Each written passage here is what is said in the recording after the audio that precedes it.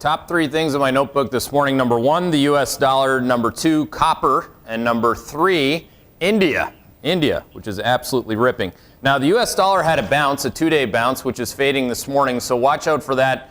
In the face of that, you're actually seeing a little bit of a bounce in what's been nothing short of atrocious for the year to date, which is, of course, any bubble stock in the U.S., which is any stock with a multiple. So again, look at the Russell, look at the NASDAQ, look at the biotech stocks. Yeah, they'll bounce. Great, they bounce. The dollar bounced. But is that a trade or is it a trend? The trend in the U.S. dollar remains broken. So again, you want to be buying the euro against that specifically, which we put out a real-time alert on Friday. Copper's ripping this morning, not to name names, but the reality is that copper is one of the few things that haven't been ripping in the commodity base. Now again, part of this is because China stopped going down. In fact, China went up a lot last night. China was up 2.1%.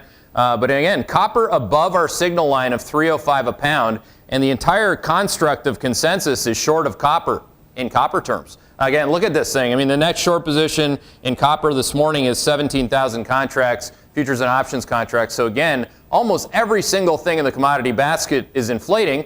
But whatever you do, don't call it inflationary. Finally, India. Again, if you like the down dollar thesis, you're going to like emerging markets. If you like emerging markets, you're going to like Darius Dale's favorite emerging markets, which would include India.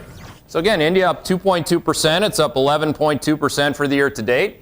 I mean, the Russell's down 5%. So, you know, what would you rather be long? Something that you want to kind of hope that's up? Or do you want to read a headline that the Dow's up? Actually, the Dow's flat on the year.